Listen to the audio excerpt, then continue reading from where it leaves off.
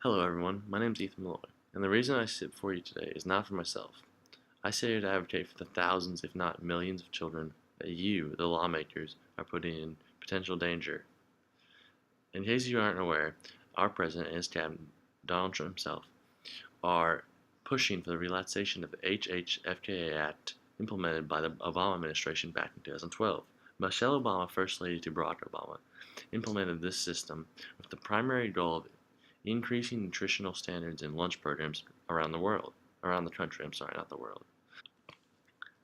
The changes made by Michelle Obama to school lunch programs around the world were very aggressive. She directly attacked whole grain consumption, vegetable consumption, fruit consumption, and dairy intake.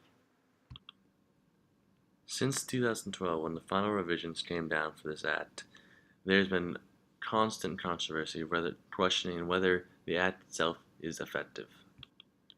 The Trump administration is now using faulty claims to try to push for the relaxation of this act, and it hurts my soul. I don't believe that we should ever put our children second. However, the idea of putting our youth second isn't what bothers me the most. What bothers me the most is the fact that this particular act, because it has been so controversial, has been the front page of many research projects, where in the United States, we often turn towards science to tell us the answer to things. In this case, the Trump administration is not evaluating what the science is telling us. I'd like to take a second to go over a few of their claims. The first claim they're making is the fact that they're saying the requirements are too difficult to meet, therefore lunch programs are not being able to meet them. That is entirely false. Last year we evaluated lunch programs and saw a 99% compliance rate. That is one short. Another claim they were making was the idea of food waste. They were trying to state that the food, although healthier, was not actually reaching to the children. Instead, it was ending up in the trash. That has again been proved false by multiple studies. We have again and again seen that actually food waste has gone down since the year 2012. I would like to go over one last final claim. And I'll give it to Donald Trump here. Him and his puppets were able to find one legitimate claim. And that claim is the idea that the total cost to run a school lunch program has increased. That is true.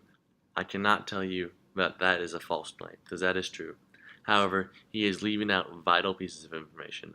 One being that lunch programs around the nation last year netted a $450 million profit.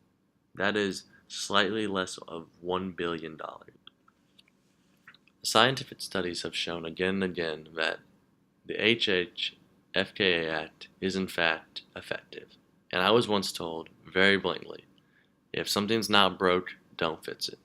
And I believe that's what we should do with this act. So I'm calling on you, the lawmakers, to cast your vote no for the relaxation of the HHFKA Act in the next upcoming election.